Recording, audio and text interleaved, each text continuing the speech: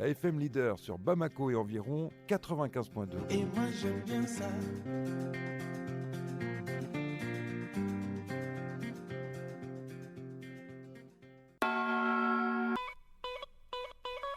Vous écoutez la chaîne 2, il est 12h.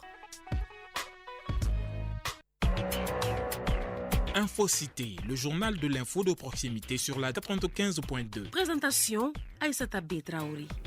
Infocité, les titres. La 3e édition du Salon des médias vient d'ouvrir ses portes ce matin. Cette messe des médias du Mali a pour thème professionnalisation des médias au Mali et en Afrique. Une vingtaine de pays participent à cette rencontre. Les détails dans ce journal. Journée d'échange et de réflexion sur l'intégration africaine. C'est une initiative du ministère des Maliens établi à l'extérieur et de l'intégration africaine. Une journée qui se situe dans le cadre de la Semaine nationale de l'intégration africaine en cours depuis le 25 de ce mois, à suivre dans cette édition. Aujourd'hui, vendredi, jour de la grande prière pour les musulmans. Une fois à la mosquée, avant cette prière, les croyants observent un moment de prêche. Il s'agit plus précisément du sermon du vendredi. Cheikh Amadou Diarra nous parlera de l'importance de ce sermon dans quelques instants. Khadija Traoré est avec moi pour décortiquer l'actualité internationale. Bonjour Khadija, tu vas nous amener où? Nous commençons au Maroc, ensuite au Kenya, après nous irons en Ouganda et nous allons terminer en Afrique du Sud où la commission électorale a déclaré hier la fin du dépouillement des bulletins de vote pour les législatives très particulières. Voilà donc pour le sommaire, le développement de ces titres juste après la virgule. Vous avez choisi la chaîne 2 pour vous informer et vous avez bien fait. Mesdames et messieurs, bonjour et bienvenue. L'actualité de ce matin, c'est l'ouverture du Salon des médias. Cheikh Fatamadi Ndiaye, qui y était pour la chaîne 2, est avec moi dans ce studio. Bonjour Cheikh. Bonjour Aïssata. Alors, le Salon des médias, 3e édition, vient d'ouvrir ses portes. Exactement, Aïssata. Vu pour hier, c'est finalement ce vendredi que les activités du Salon des médias Sam Mali 3 viennent d'être lancées. Cette manifestation grandeur nature se veut être un cadre pour étaler au grand jour tout le savoir-faire des professionnels de médias. Car vous le savez, habituellement, nous faisons voir tout le monde en étant nous-mêmes en retrait. Donc le temps de 3 à 4 jours d'activité, le public est invité à venir découvrir nos méthodes de travail, s'imprégner de nos réalisations, de nos productions et de diffusion de nos programmes. Parce qu'il faut savoir que le temps du salon, des diffusions d'émissions en direct se feront depuis le Palais de la Culture Amadou Hampâté-Bâ, théâtre de cet événement qui rassemble à côté des professionnels de médias maliens des fortes délégations venues du Burkina Faso, du Niger, du Togo, du Tchad, du Sénégal, de la Guinée et de la Côte d'Ivoire.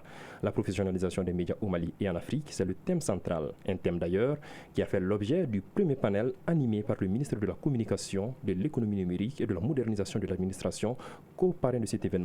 Il faut noter que le ministre était accompagné à cette cérémonie d'ouverture par une forte délégation ministérielle, parmi laquelle le ministre d'État, ministre de l'administration territoriale, porte-parole du gouvernement.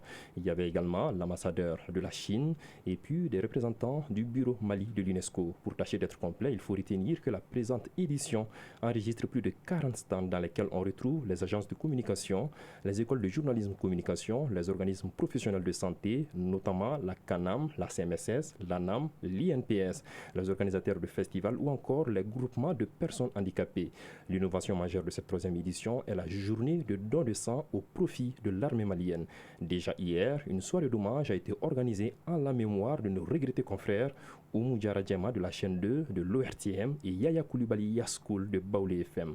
Le Salon des médias Aïssata est une initiative de Sam Mali avec pour président notre confrère Issa Kabasidibé du groupe Renouveau des agences de communication Créacom et Bintilikoum.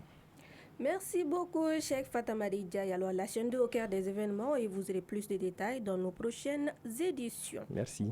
Très bonne suite d'édition. Merci.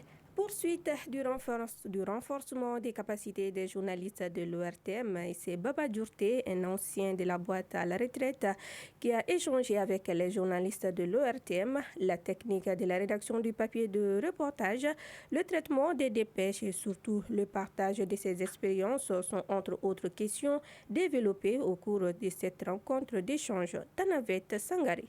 Les informations sportives. Les journalistes titulaires, les bénévoles et les stagiaires sont à l'école de Baba Djourté, un doyen de l'ORTM à la retraite. C'était dans la salle de rédaction de la radio nationale. L'objectif est de contribuer au renforcement des capacités des journalistes. Baba Djourté, formateur. Donner des conseils par rapport à la manière dont il faut écrire les papiers, par rapport à la manière dont il faut introduire les extraits d'interviews de personnalités. J'ai également partagé avec eux une expérience professionnelle, les contraintes qui étaient les nôtres, à savoir les contraintes financières, les contraintes institutionnelles et les contraintes techniques. La façon dont nous travaillons au plan national concernant le traitement des informations nationales, il faut prendre le temps de bien encadrer ce qui arrive. Il faut travailler la voix, il faut travailler la respiration.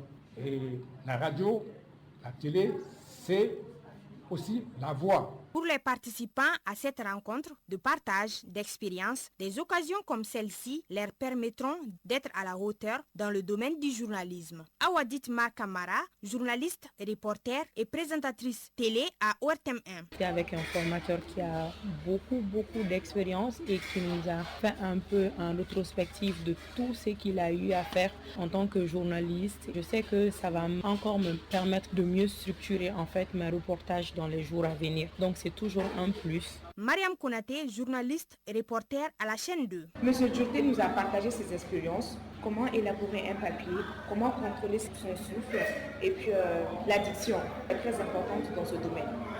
Cette rencontre d'échange avec le doyen Baba Djourté a duré 2 heures, un temps qui a permis aux participants d'être mieux outillés sur la technique de la rédaction du papier, de reportage, du traitement des dépêches et la présentation des différentes éditions. Allez-y avec le style direct. Le ministère des Maliens établis à l'extérieur et de l'intégration africaine a organisé au gouvernorat du district de Bamako une journée d'échange et de réflexion sur l'intégration africaine, les défis et les opportunités de l'intégration africaine en tant qu'instrument de promotion de paix, de stabilité et de durabilité. C'est le thème de cette journée. Elle se situe dans le cadre de la Semaine nationale de l'intégration africaine en cours depuis le 25 de ce mois.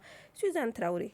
Cette semaine nationale de l'intégration africaine se veut une suite logique des festivités de la journée africaine, célébrée le 25 mai dernier, sous la direction du ministère des Maliens établis à l'extérieur et de l'intégration africaine. La semaine lance le débat sur les défis et les opportunités de l'intégration africaine en tant qu'instrument de promotion de paix, de stabilité et de durabilité, un thème évocateur à l'heure où la migration prend de l'ampleur. Tahirou Sidibé, délégué général à l'intégration africaine. Le Mali est un pionnier en matière d'intégration africaine à partir de 2000-2001.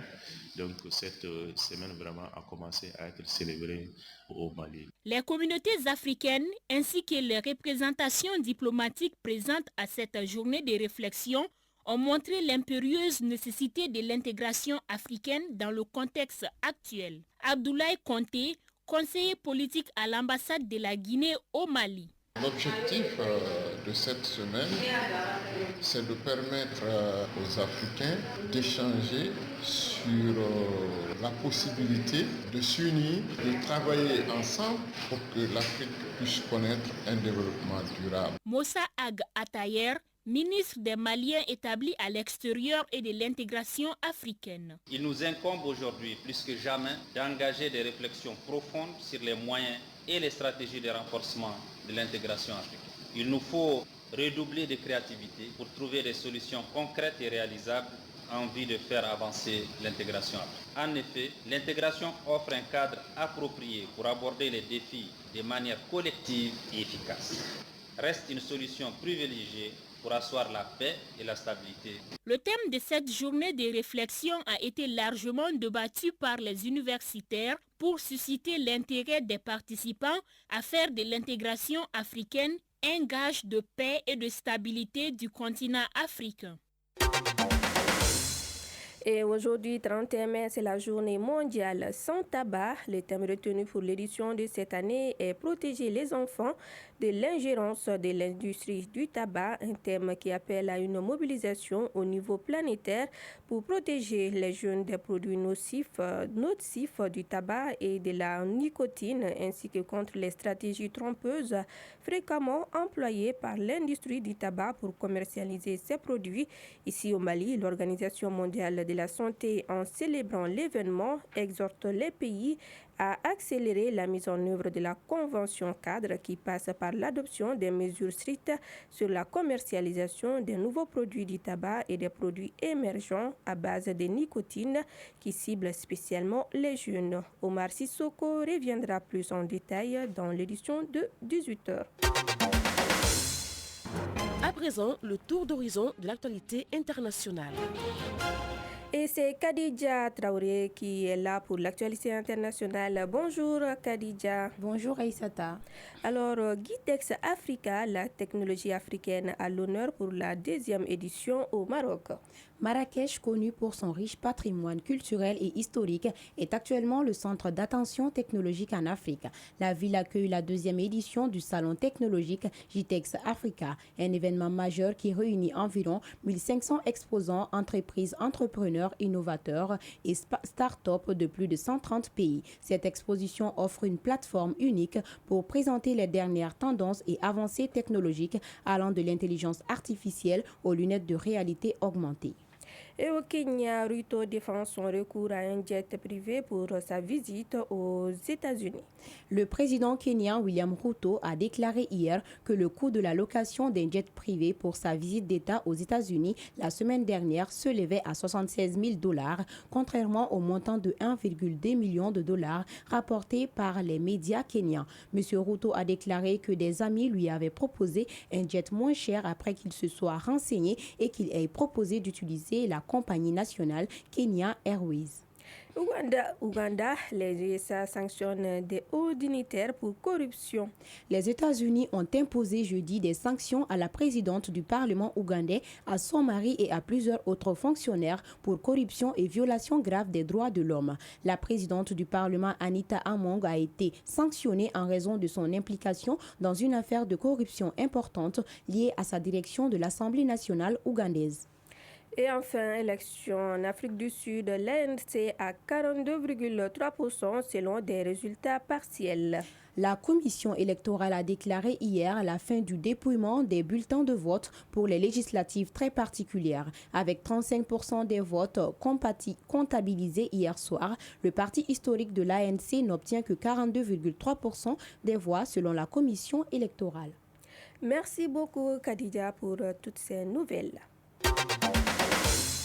Comme à l'accoutumée, chaque vendredi, les musulmans convergent vers la mosquée pour la grande prière.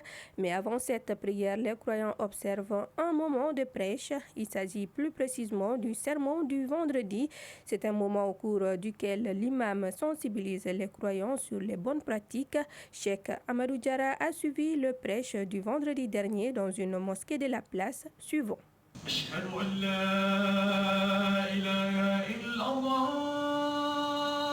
Il est 12h passées d'une vingtaine de minutes lorsque l'imam Gaussou Dramé, bien habillé d'un basin blanc, se tient debout sur le pupitre dans une mosquée de la place Alafiabougou.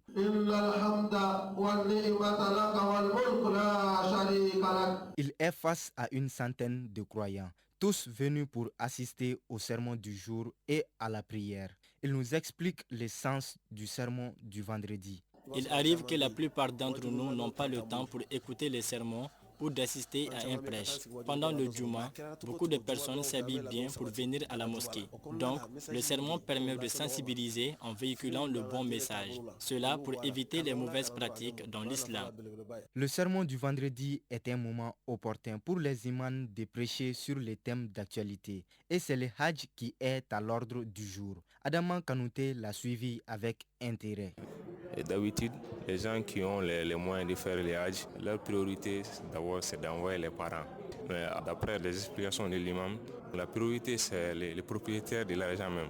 Avant d'envoyer les parents ou bien les personnes âgées, donc la priorité doit être donnée à la personne même d'aller effectuer les Hajj.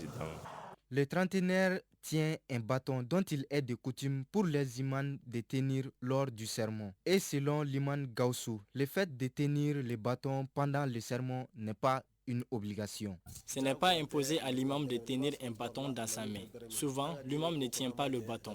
On ne doit rien faire dans l'islam sans preuve concrète. Autrefois, le prophète Mohammed, paix et salut sur lui, tenait un bâton lors du sermon du vendredi. Parfois aussi, il ne le tenait pas.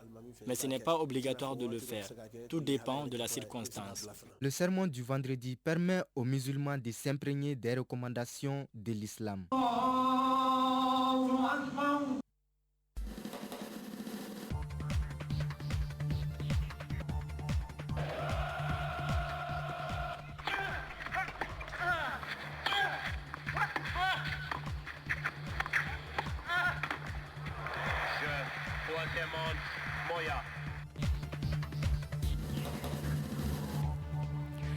Et en sport, la finale de la 3e édition de la Coupe du Mali se joue demain au stade Mamadou Konaté à 17h. Elle oppose le stade malien de Bamako à Afrique Football Elite AFE, Ligue des champions d'Europe. La grande finale de cette compétition se joue aussi demain samedi. Elle met aux prises le Real de Madrid qui est à la quête d'une 15e couronne et le Borussia Dortmund. Les Allemands visent un 2e titre. Cette finale se discute en Angleterre à 19h temps universel. Et en basket, la 12e journée du championnat national de première division donne son coup d'envoi cet après-midi. 3 matchs sont au programme. Sur le tableau masculin, US FAS joue contre l'AS Real de Bamako à 15h. Et à 21h, le CRBT défie le stade malien de Bamako. En dames, le choc de cette journée oppose le Djoliba AC et le stade malien de Bamako à 17h. Cette 12e journée prend fin demain avec 5 rencontres. Les nouvelles du temps avant de nous séparer.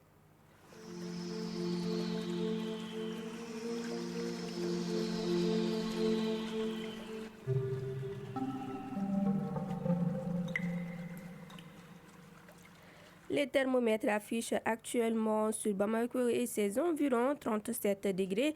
La maximale attendue sera de 43 et le soleil se couchera à 18h passées de 55 minutes. C'est la fin de cette édition qui vous a été présentée par Aïssata Traoré, mise en onde assurée par Mamadou Diakité, réalisation Aminata Kone, Ramata Ali Guissé, mise en ligne Marcel Tessougué, coordination Salmata Daou, Aminata Konaté. Grand merci à vous de nous avoir suivis. Très bonne suite de nos programmes.